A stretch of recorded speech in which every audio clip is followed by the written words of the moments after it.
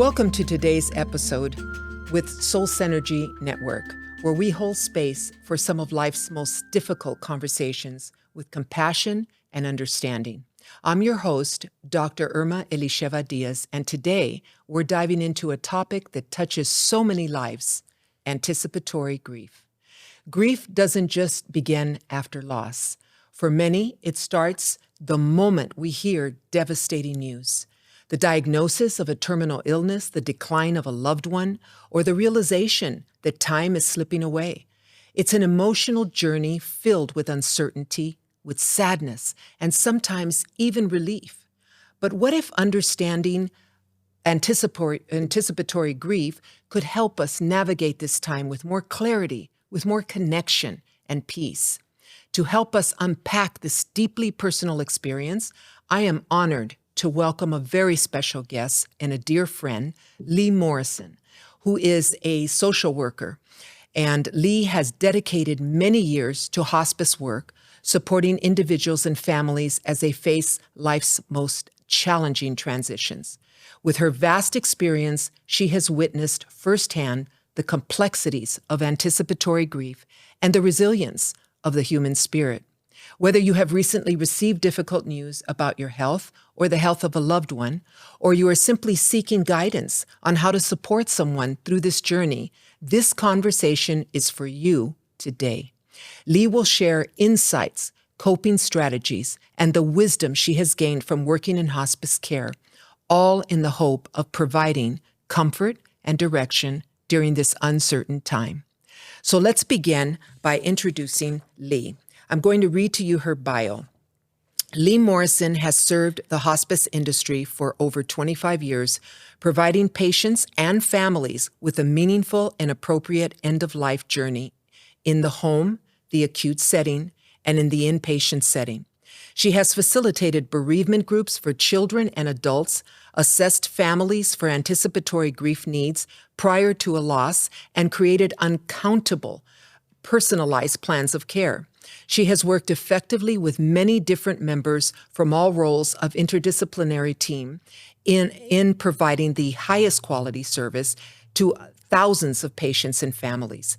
After beginning her career in hospitals as a medical social worker, Leigh transitioned her service to hospice patients when she began her role as a social worker at Hospice of Marin in the early 2000s.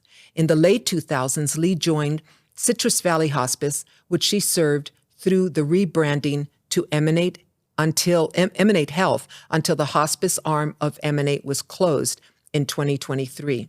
In April of 2023, Leigh began her current social work position at prestigious hospice located in Covina, California. Leigh, dear friend, I love you dearly. I'm so glad you're here with us today, and I have some questions for you.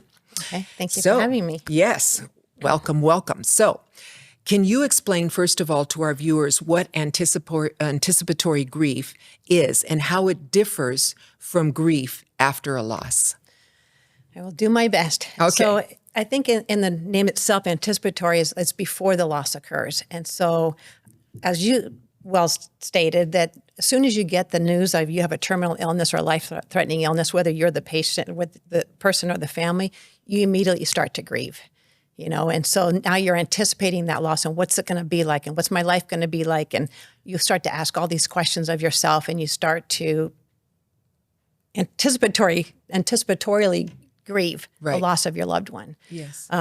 Versus the grief. I mean, the grief has happened, like the loss has occurred and now you're in the throes of what people expect, right? Mm-hmm. So, and the stages of grief that everybody knows about. And so, but I also think you go through that in anticipatory grief as well. Absolutely. So I agree. Yeah. And I notice, Leigh, that lots of times, just over the years, people don't realize that they're grieving. Mm-hmm. When they get bad news about their loved one or when they get bad news about themselves, they don't realize that they're slipping into this place of grief, and they don't know. And so they're really in need of support at that point, for the anticipatory, just anticipating what's going to happen, the unknown, the whole, fragility of life and death and how we handle that. And so it's so important to understand that. And that's why I thought this topic was key because I think with your experience and your expertise, you could bring a lot of knowledge to the viewers about that and support, So now how does anticipatory grief manifest in patients versus in loved ones? That's a great question. So I think in loved ones, I think because that's what we deal with a lot, obviously, because people don't know what it is. You know, when you're the patient, okay, my life is coming to an end, and how do I prepare for that? But for caregivers, for family members and loved ones, I think it manifests itself as, there's an emotional component to it. There's a physical component to it. And sometimes, the emotional part is, you're exhausted. You're emotionally exhausted because it's like your brain doesn't shut off. Yeah. Like this is going to happen and you're worried all the time. And so then you have some anxiety. And so, your body reacts to the news of this impending loss. Right. Emotionally too. I mean, like I said, emotionally on the cognitive level, what does this mean? Yeah. What's my life going to be like? And then you have that physical those physical attributes are more like fatigue. You're, again, like I said, you're exhausted because you're not sleeping well. Right. You're not taking care of yourself because you're so focused on your loved one. Yeah. And making sure that all their needs are being met. And then at some point, there's the relational effect on it because now I'm going to lose this physical being that I can still touch. And no longer am I going to be able to touch that person. Yeah. So that relationship changes. But as a caregiver, a family member, you become comes like sometimes people get a little bit more distant because now I'm starting to separate myself so it doesn't hurt so much, or I think it won't hurt so much. Versus them, or we become very attached to that person. Yeah. And the same for the patient, that person who's dying, essentially dying. You become their safety blanket. Right. I don't want you to leave my room. I don't want you to leave. And so now as a care provider, you're not going to the grocery store anymore. You're not interacting socially because my mom doesn't want me to leave her side. And that becomes kind of an unhealthy relationship as well. Yeah. Flip it to the patient side. The patient, to me, they get to a point, yes, they're grieving from the time of diagnosis, but now they have to get their affairs in order, right? Right. So you have to take care of all these tasks. But the bigger thing to me, I see is, how will they live without me? How will they do without me? Mm-hmm. And that's a really big issue for them. And so it's so important at end of life is having those conversations with your loved ones. Like, the life review. Mom, you've been such a great mom, and this is what you did for me. These are the things you taught me. Mm-hmm. Because for the patient, they're thinking about, how will I be remembered? Mm-hmm. Was my life for naught? Right. What kind of impact? Was I a good mom? Deep thoughts. Mm-hmm. Yeah. Was I a good grandmother? Was I a good wife? Was I a good, all of that goes through your brain. Yeah. And it's an important part for them, and as a care provider, it's important to have those conversations. Yeah. As hard as they are. Oh my gosh, you're hitting home, because with my parents, and you knew my father, may he rest in peace. He was just a loving man, not because he's my father, but he was just so loving. That too. And that too. Yeah. And I didn't want him to be scared. So I was going through this anticipatory grief, and I didn't want to talk about death with him because I just felt like he would get scared. Mm-hmm. And I didn't want him to be scared. And people would tell me, well, it's probably better if you start, kind of easing your way into conversations that, would make him more comfortable with where he's at in life and his age and all of that. Because I don't know if you remember, it wasn't bad news. It was him getting older. Mm-hmm. He was 93 when he passed, and he had congestive heart failure, and he just declined. And he had gotten shingles and all that. So, but I said all that to say that I was real protective of not talking about death in front of him. And sometimes I think that we do that, but you make a good point that it's important to be able to talk and to bring things up. So have you had to maybe talk families through that kind of thing? Have you noticed that, where people are afraid to talk about death with them? Absolutely. Okay. Absolutely. And sometimes families put, I'll say for me, they'll put me in a really difficult position. They're like, don't tell my mom she's on hospice. Don't tell her that she's I did the same thing. I did the same thing. Yeah. Yeah.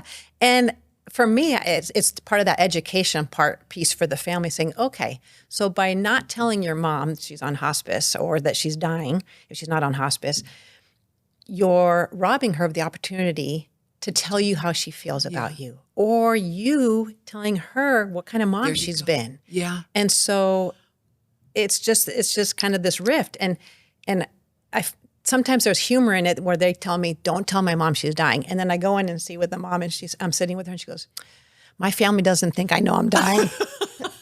Don't tell them I'm dying. I'm like, okay. Yeah. Okay. So on both sides. So you get it on both sides. Oh my gosh. But then that also opens up for a really beautiful conversation. Say, okay, so I meet with the family. Okay, so here's the deal. Your mom knows. Yeah. And so we'll talk about that. And then I can bring them together and say, okay, these are the things we need to address. Right. Again, because whether mom, dad, brother, whoever, they have things that they need to say. Right. Or hear.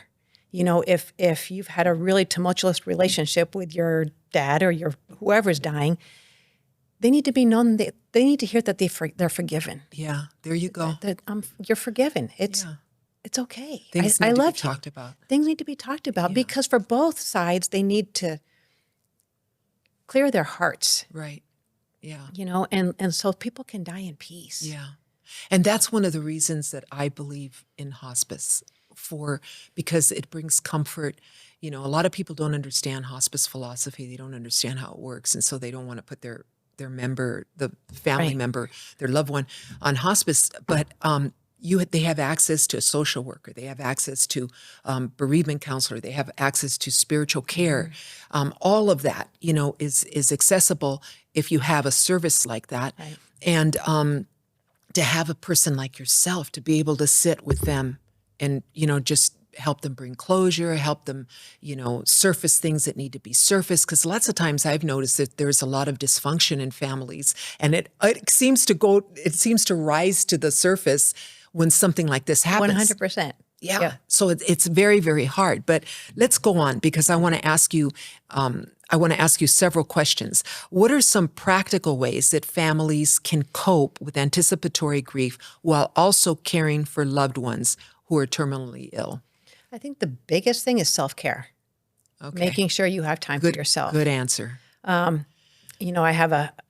dealing with a family right now. I get to deal with a family right now where the daughter is not resting. She's not sleeping because she's afraid she's going to miss something.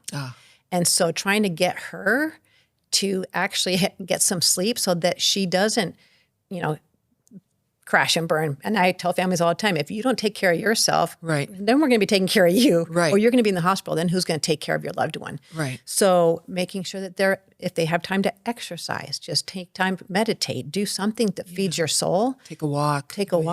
Be outside, just breathe. Because that's the other thing. People just hold their breath, right? And then you're dealing with families and their shoulders are up to their ears. You're like, okay, breathe. Because we forget. We're so stressed out that we forget to actually exhale. Yeah, that's so important. My gosh. And diet and eating well. And just because this, as I tell families all the time, you get to take care of your mom. You get to. You get to. Absolutely. And it gets me emotional. It's a privilege. Yeah. She brought you into this world, or your dad raised, you get to do this. So many people miss out on this. Yeah. Unbelievable opportunity to be with somebody as they finish their life. Yeah, that's such an honor. Like, I never regret having moved my parents into my home to take care of them. To this day, even it was rough sometimes because I traveled a lot, but I just thank God I did it. There was nothing like honoring your parents and the privilege of watching over them, and and all of that. So, and I know that the dynamics are not always the same for everybody. Right. Yeah, but it's important. And I think your answer of self-care, it's got to be at the top, because people just, and grief, I mean, it impacts us physically, emotionally, mentally, the way we behave. Sometimes it's like, why did I answer them? I was and you get this demeanor about you that surprises even you. You're like looking in the mirror saying, is that me? And it's because you're going through all these emotions and all these things. So it's important, so that's very good. Now, how important is we already talked about self-care. So we're going to skip that question and go to the next one. From your experience, are there any misconceptions about anticipatory grief that you often encounter? Probably the biggest one would just be that people, I'm fine. I'm fine. And I'm like, okay, well, you said you're not sleeping. You're irritable. You're Yeah. like what you're saying, Yeah. you're not behaving yourself. You're exhausted. But when we try and address it, that, you're grieving, it's like to them, it's not, I just have to get through this. Right. So trying to get people to face that. And it's a delicate dance because, sometimes denial for people is a huge coping strategy. Right. And as I tell nurses sometimes, do not smash them in the face with the information because it's like taking that scab and just ripping it off. And now you're asking them to, okay, function. Yeah. And now just all the sensitivity is just open to whatever. So we have to be very cautious on how we talk to people about someone that's dying, but also how they're coping with it. Yes. And just having them maybe journal it, whatever it is, so Whatever that they they can can because I think powerful, it's okay to talk about it, but there's power in writing it, thinking it, and actually writing it down. Right. You can release it a little better. Yeah, that's really good. Thank you. And can you share any memorable or encouraging moments or stories that highlight the importance of what we're addressing today, anticipatory grief? Oh man, I know you probably have a ton, but then when you're asked, it's like me. When people ask me, I'm like, okay, let me think of something I can do, but there's so many. Yeah, there are so many. And I had, if I can do this without getting emotional, but okay. I had the privilege of helping my brother take care of his wife at the end of her life. And to watch him go from being a task mode, making sure she got medicated, she was 50. So making sure she got medicated, making sure she was comfortable, kind of managing everybody else in the family because Yes. he's a caretaker. He's number 5 of 6. But to watch him when she was actively dying and taking her last breaths, where he just got right up into her face and walked her through the end of her life and just told her to breathe and go where she needed to go. And he just walked her as she finished, and her breathing just slowly stopped. But to watch him, it was just heart-wrenching. But to this day, that for him, that was the most important thing that he could do. Yeah. And talking about the human spirits, would I ever thought my brother could do that? No. But he did it. But he's such a sensitive soul, but he did it, And so when I watch people be able to be at the side of their loved one as they're taking their last breath, if they have that gift. Sometimes people die when no one's around them. Right. But if you get to be there in that process with them and you get to witness them leaving this universe, Right. it's an incredible gift. It doesn't feel like really it, is. Yeah. but it really is. It really You'll have is. no regrets because you have to be present Yeah. because it'll be gone. And then you don't want to, I wish I would have. Yeah. It's such a spiritual experience, huh? Like I remember sitting there, we were at the hospice over at, and I remember sitting there and my dad was getting close. I knew he was getting close. And I remember I felt the room so spiritual. Like I just felt so much peace and so much it was almost like when you walked into that room, you left the natural realm and you were now in this place, that just, you can't explain it, but it's a space that just happens when they're leaving, and it's very, very peaceful.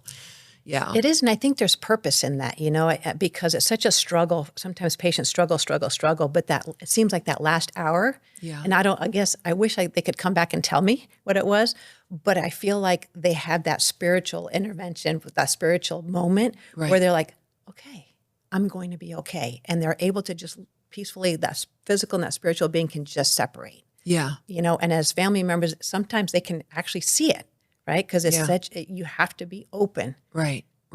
And to be able to receive that energy that's in the room when that person is leaving. Yeah. It's I awesome. know. It's incredible. Awesome. It really is, It is. And that's why I always say, I get to do this. Yeah. People invite me into their home. Yeah. It really is. It really is something. But there's so many, I know that I have these questions and I don't want to can everything because there's so much to say, but I'm going to leave this for a minute and just tell me some of the ways it has impacted your life to be able to be there for families and to witness this stuff. And I know because I've experienced some of the stuff, maybe not as much as you, but Right. but it's life-changing. It is life-changing. Talk about that a little bit. Well, if you would have told me 25 years ago that I'd been doing hospice, I would have told you were smoking something because there was no way I was going to do hospice. Yeah. But I had some really amazing people intervene in my life that trained me really well in hospice, where I was like, wow, it's fascinating. Yeah. And so I've learned to live my life. I've learned to take the toxic stuff out of my life. There's no time for that, and really be present with people and make people feel like they're important, because they are. Mm-hmm. We're all in this world together. The compassion that we have to have for one another is paramount, and like I said, I get to do this. People invite me into their home, and I'll tell, when people say, I don't know how you do it. It's like, okay, well, when you had your baby, how many people did you have in the room? Well, the doctor, the nurse, and my husband. Right. It's very intimate time. Yeah. Same at the other end. Right. When you're dying, it's go. a very intimate time. Yeah. And if I get to be if our hospice team gets to be invited to be part of this process, that's big. It's huge. What a privilege. And they trust us to guide them right. Yeah. So it's really taught you a lot, in these years, and how to help people and how to. Now, give me another story. Give me something where you experienced something that was just that comes to mind. Sometimes some of my favorite patients are the ones that are 100. Because they've lived such an incredible life. Yeah. But I always ask them, I'll ask them, if you had to live life over again, what would you do? What would you change? And they're women. Sorry, man, they don't live as long. But they're usually women. My 104-year-olds are women. Yeah. Right? But they'll talk about, I wish I would have been more assertive. I wish I would have not listened. I wish I would have gone to school. Or, so they talk about the regrets that they've had in their life. Right. Which then, teaches me, like, have no regrets. And we've raised our children to make sure they have no regrets. That's right. But, I mean, there's so many, but they're just, people are, even the dying people that I've dealt with are so grateful to have somebody kneel at their side. And don't you find that they're very in tune? Like, if they've accepted, of course, I don't want to make it a blanket statement. I know that there are some people that are suffering and they can't do certain things and all of that. But as a rule, I notice that people just they don't have to be religious, but they get real spiritual. Mm-hmm. And they're almost like more in tune to their surroundings, even if they're not like looking at you. And the thing that always stuck out with me, and I think you've heard me like at a meeting or something tell this story, but I was at a facility and I had gone to visit and pray for this individual who was a Holocaust survivor. Mm-hmm. And he had gotten to know me, and I went. And he was in the cafeteria, I guess, where they feed them. And he was hungry.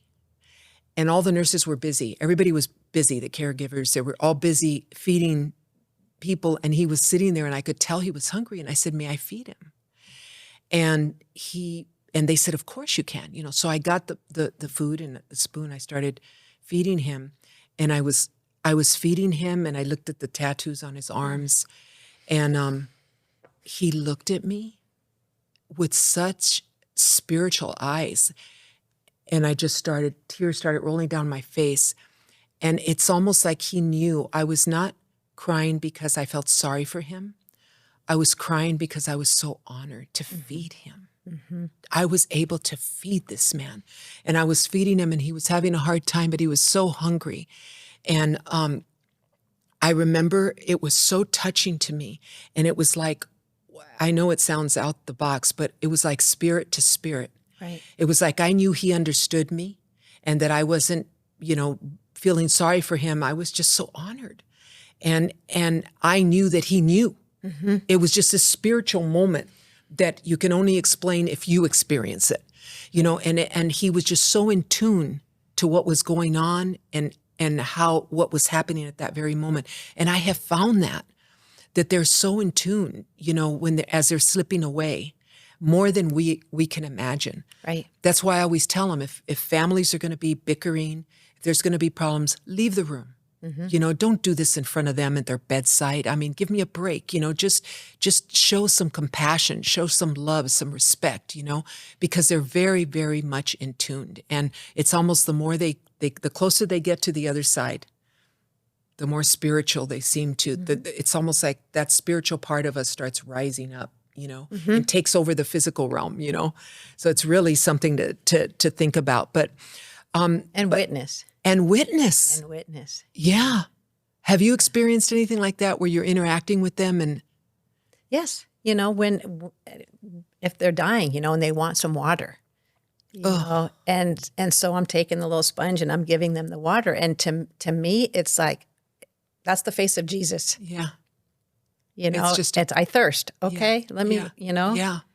It's beautiful. See, that's what hospice work is about. That's what makes it just so unique and so special. When I first started doing bereavement counseling, I remember I didn't know how I was going to be impacted. But then I started doing groups and I started doing more and more of it. And at first I would have to go home and turn on the TV and put on a funny sitcom or something to shift me.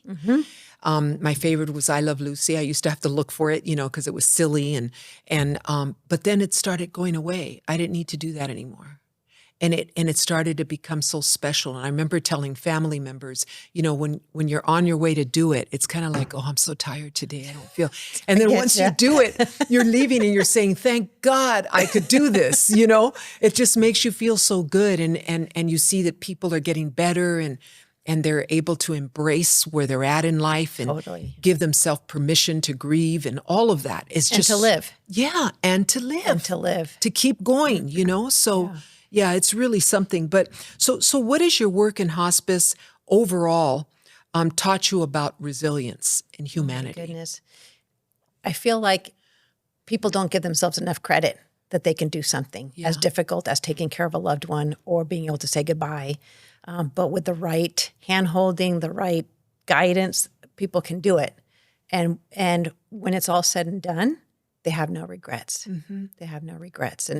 And that's part of, yesterday I was talking to a family and their loved one, he's just lingering and we can't figure out why he's not letting go.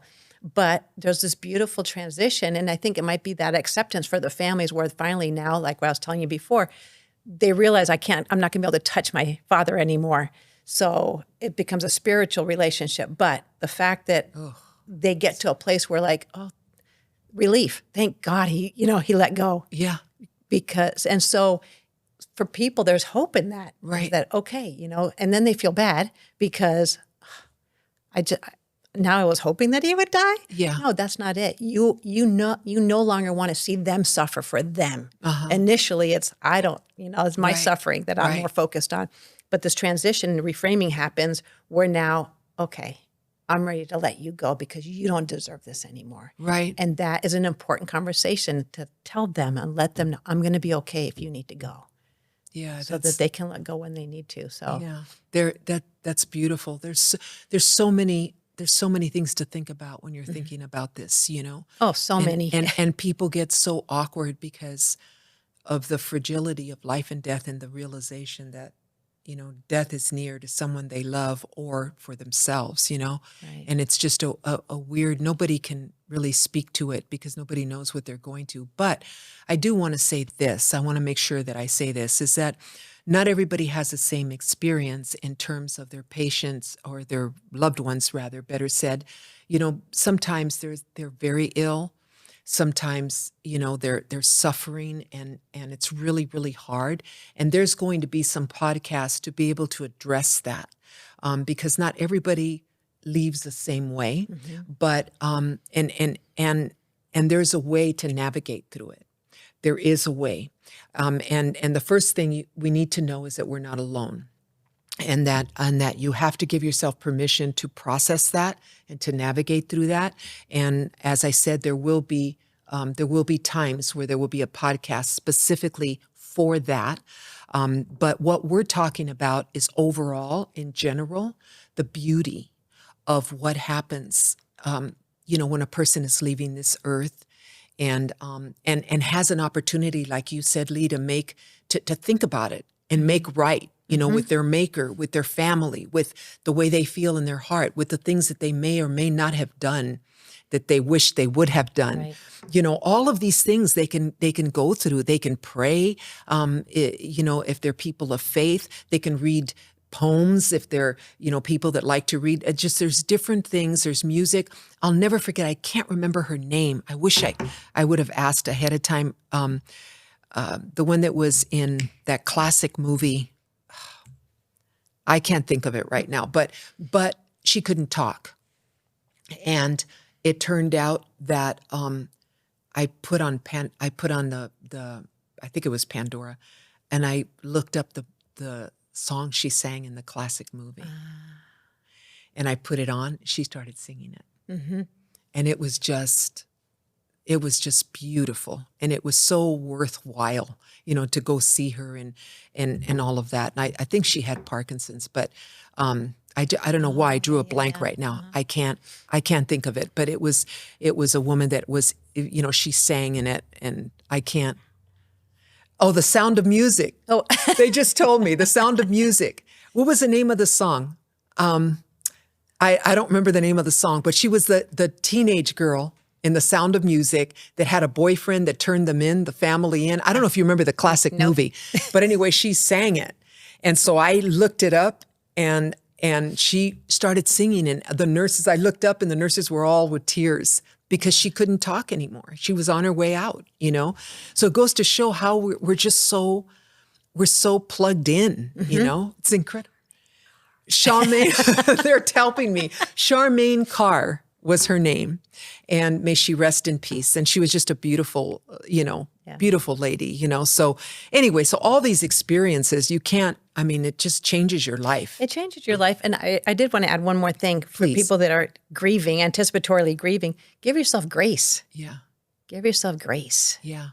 you know, and find somebody that you can talk to. Yeah. You know, yes, we can journal. Yes, we can all the self-care, but sometimes you just need somebody to talk to that can hear your story. Just like, you know, in the bereavement groups, you need to find one person that is not tired of your story, where you could just keep spewing it, because at some point you're going to be able to, you know, resolve some of that. Yeah. But Yeah. give yourself grace. Yeah, that's so good. So as we wrap up today's conversation, you know, I just, is there anything else you'd like to share at all with the group? Anything that just on your heart? I just think what's on my heart is that we all, you know, be compassionate and I said, give yourself grace, but find people that can support you. Yeah. You know, whether if it can't be your family, and I always, you know, families always say, sorry, there's so much drama with my family. Yeah. Like every family has drama, you know, Right. so Every family. I think that's what's normal. Right. The families that don't have it.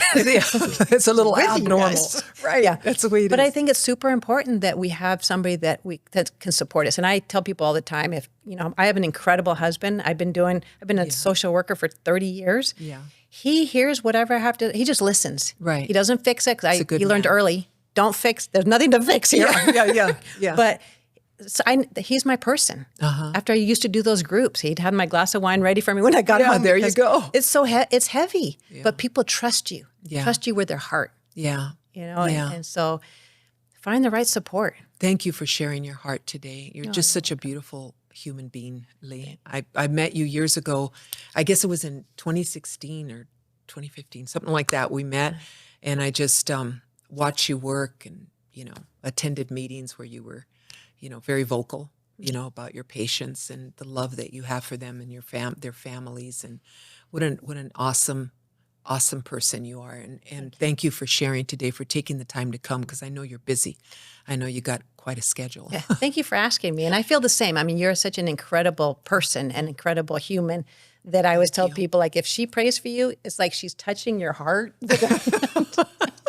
Because you touch people's spirit in such an incredible, incredible way. And so I thank you for the work that you do and what you've been called to do. Thank you so much. Thank you. So I want to take a moment to thank Leigh in a special way for sharing her wisdom, her experience, her compassion, her insights, and her guidance, you know, to shed light on this reality, you know, of what really takes place when you get bad news about your loved one. when you get bad news about yourself. The stuff is scary, it's the unknown, but there is a way to navigate. Always remember there is a way to navigate through this. So if you or someone that you love is facing a difficult diagnosis, the decline of a loved one, or the weight of anticipatory grief, remember that you're not alone, and there is support, there is hope, and there are ways to navigate through the journey, just as I said, with strength and with grace. So take things one step at a time, allow yourself space to grieve, process it all, and lean on the people who care about you. For more resources, grief support, and holistic wellness solutions, I invite you to visit my website, Soul Synergy Network, where we offer tools, community, and encouragement to help you through life's transitions. If this episode resonated with you, please subscribe, share, and leave a review.